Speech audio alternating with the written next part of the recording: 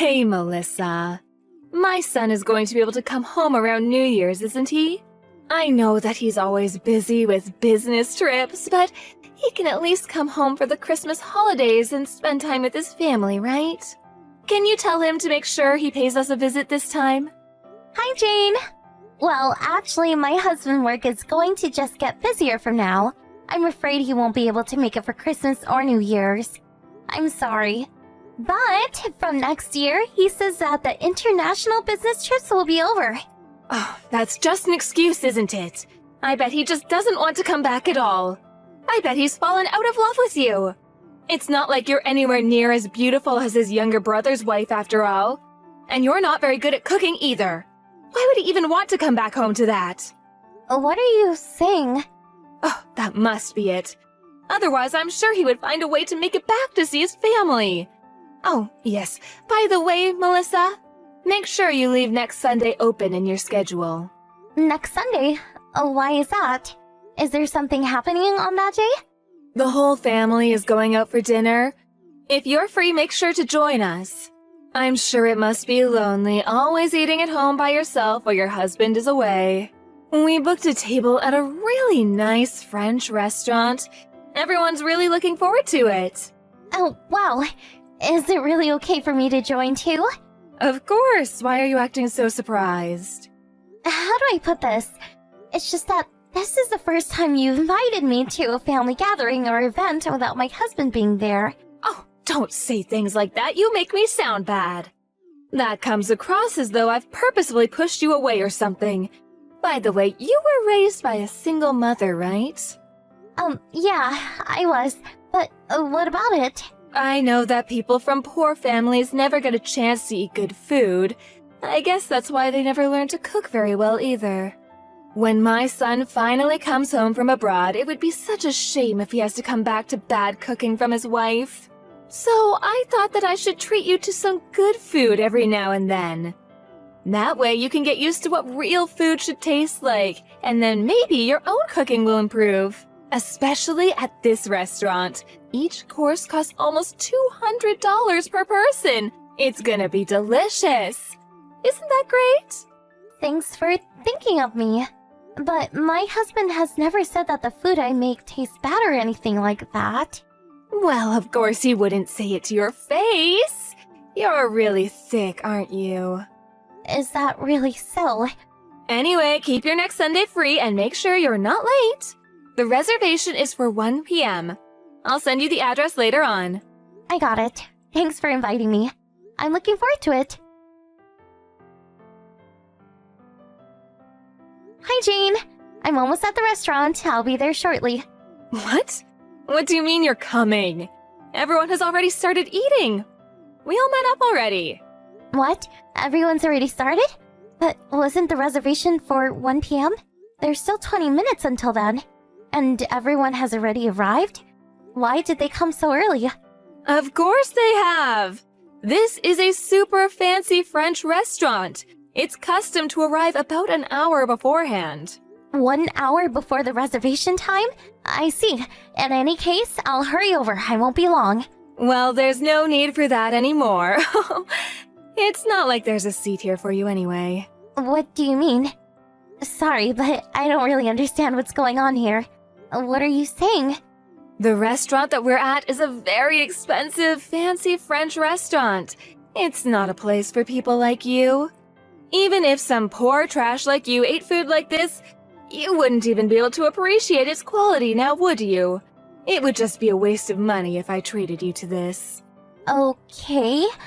Then why did you invite me in the first place? I invited you? I was just talking about how the family was going to go out to eat. You just made a bad assumption thinking that I was inviting you too. No, you definitely invited me. You literally told me to come with you if I was free. Oh, maybe I said something like that, but I didn't say anything about reserving a seat for you, did I? What's the difference there? You really don't get it. Anyway, there's nothing here for you. I haven't reserved you a seat or anything, so just go home. It's time for me to enjoy this seafood with the family. Just go home and eat some frozen meal or something by yourself.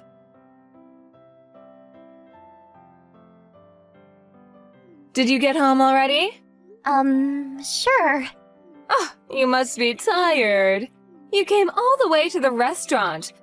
That must have taken you like half an hour each way. Well, it's your fault for making the wrong assumption. I guess it is. And so, What do you mean?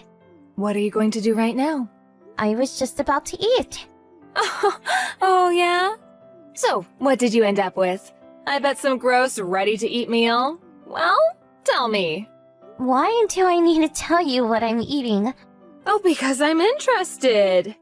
You thought you were going to be eating some high-quality cuisine just to end up having to go back home. So, I wanted to know what you had to settle for. Well, in that case, it might be best I didn't tell you. Oh, is it really that bad?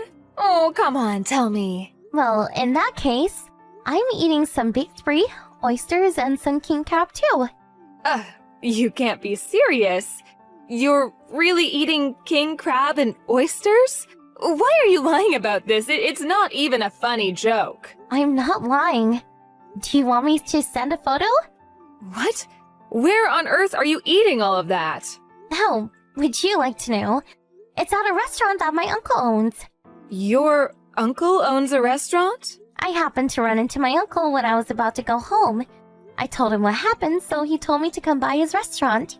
It was pretty lucky as well, since some customers had canceled their reservations last minute. So he decided he would give me the course they booked instead. The timing actually worked out really, really well for me. Not only that, but his restaurant even has a Michelin star. Have you heard of Ventoux? Ventro? Are you really talking about that Ventro? It's basically impossible to get a reservation there. Yeah, that's the one. My uncle is the owner, but also works there as a chef. What? You have a relative that owns such a famous restaurant? I never heard anything about that. Wait, something doesn't add up. I bet this is just some random, made-up story. Oh, everyone here is laughing. There's no way that story is true. Were you so embarrassed by what you ended up having to eat that you just made up this lie? I have actually mentioned this before, but when I was telling the story at that time, you cut me off saying that it probably wasn't worth listening to. So, because of that, I wasn't able to fully tell the story. If you still don't believe me, I can send you a photo together with my uncle. There's a photo of him on the restaurant's website, so you can compare that one with the one I sent you. Also, his last name is the same as my maiden name. Before I married your son, you can even have someone look into it if you're that doubtful. That just has to be some coincidence. There's no way this is true. My uncle's food really is the best though. He just brought out some escargot. There's something you said you really liked, right? How's the food over at where you're eating? Why are you even asking that? Obviously, the food here is amazing. I told you it's almost $200 per person. We even ordered the most expensive course they had on offer. That's nice to hear. The food here is amazing too. The ingredients are of the highest quality. And I'm lucky enough to get the full course. The array of cheeses that just got brought out. And the organic frog roll also looks perfect. Are you kidding me? Oh, hold on a second. Regular foie gras is already incredibly expensive, and you're telling me this one is organic? Just how much does something like that cost?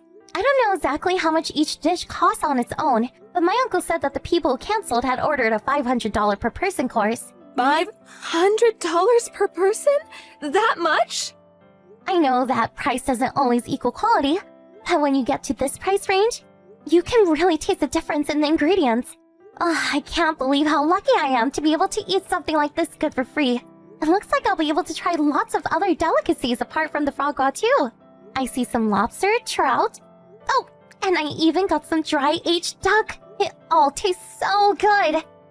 What a waste to give such delicacies to some poor trash like you. Oh, it's not like you can even appreciate the flavors. What a waste of ingredients. Hey, are you ignoring me? Oh, sorry. I just finished up my meal. And don't worry about me. I've been used to this kind of food for a long time. Oh, what are you saying now? How could you be used to eating food of that quality? Well, as you said before, I was raised by a single mother. She was always really busy with work. So she left me with my uncle a lot of the time. He looked after me while she was working. And since my uncle always dreamed of being a chef and having his own restaurant, he spent a lot of time going to different parts of the country and eating various cuisines. It was kind of like research for him. I was lucky enough to go with him on occasion. We'd always eat really delicious food together. So that's essentially how I got used to it.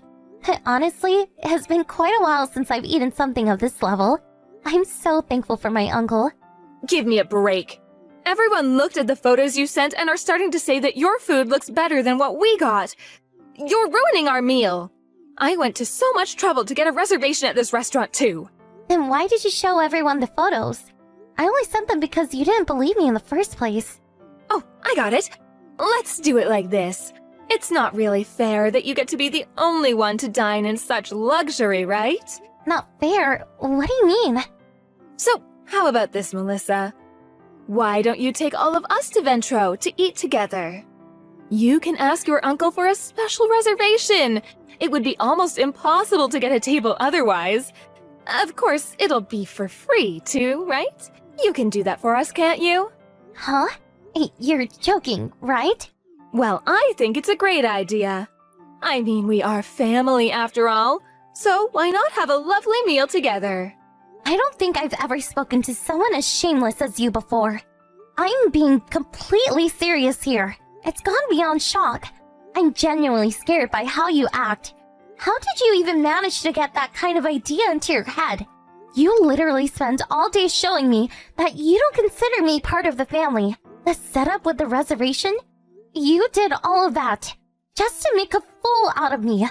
And now you want to use me to get a reservation at my uncle's restaurant? Why did you do that today? Why invite me at all if you had no real intention of getting lunch together? It's a rhetorical question. You don't need to answer. I already know why. You just wanted to use me for a bit of fun. Say something that would get my hopes up before trampling them immediately, and then laugh at me at my reaction when I got upset. For you, it was nothing more than killing some time. Isn't that right? And so what? Do you want me to apologize or something? Here you go. My bad. There's your apology. Just water under the bridge now, right? How about it? Water under the bridge? You can't be serious. That's not something for you to decide. It's up to me. Are you really making such a big deal of this?